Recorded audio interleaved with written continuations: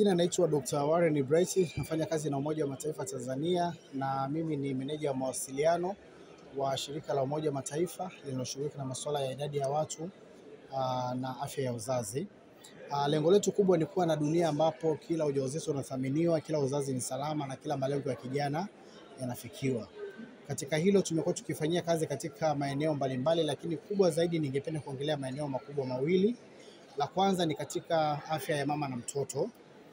Katika afya ya mama na mtoto tumehakikisha kwamba tunafikia sifuri katika kutokomeza vifo vitokanavyo na uzazi. Tumekuwa tukifanya kazi kwa karibu sana na serikali pamoja na wadau wa afya ya mama na mtoto kuhakikisha kwamba tunafikia sifuri katika lengo hili. Na katika hili tumekuwa tukiboresha mifumo ya afya, tumekuwa tukikarabati zahanati, lakini tumekuwa tukikarabati vituo vya afya pamoja na hospitali. Na nje ya kukarabati tu tumeweza pia kuviwekea vifaa tiba. Kwa hiyo katika vifaa hivi tiba tumeweza kugundua changamoto mbalimbali ambazo mama anakuwa anakutana nazo pale anapokuwa akijifungua. Kwanza anaweza akapoteza damu nyingi. Kwa hiyo katika hili tumeweza kumsaidia mama kuweza kuwa na benki ya damu ambapo anaweza kumsaidia mama pale anapokuwa anavuja damu nyingi, basi anakuwa anapata damu ambayo inaweza kumuongezea ambayo ni damu salama. Lakini pia wako wamama ambao wamekuwa wakijifungua nje ya wakati ambao watoto tunaita watoto njiti.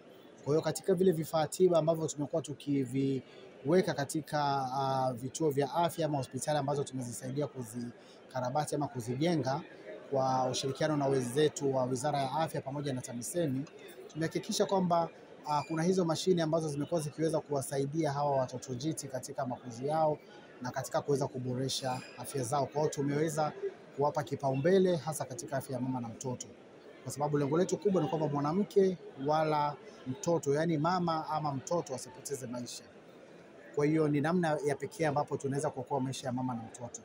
Lakini katika lengo la pili kwenye mambo ya family planning ama uzazi wa mpango, tumekusudia kufikia sifuri, tukimaanisha kwamba mahitaji ya muhimu ya hiari ya uzazi wa mpango yaweze kumfikia kila anayehitaji. Na hapa tumeenda kwa kina zaidi kuhakikisha kwamba tumekuwa ni wadau wakubwa kwa kushirikiana na serikali, lakini pia na medical store, Wizara ya Afya, kuhakikisha kwamba huduma zile za uzazi wa mpango zote zinafika kwa wakati, lakini pia zinamfikia yule ambaye anahitaji. Kwa hiyo hapa ziko huduma ambazo ni nyingi. Kuna madawa, lakini ziko kondom za kike pamoja na za kiume, lakini pia tumekuwa tukitoa elimu ya kutosha. Changamoto tumeweza kuzipokea nyingi za wanaotumia njia hizi za uzazi wa mpango. Wengine wanasema kwamba tarehe zao ama kalenda zao zinakuwa zinabadilika, wengine maumbile yao yanakuwa yanabadilika, wengine wanakuwa wanavuja damu, ama wengine wanachelewa kupata watoto.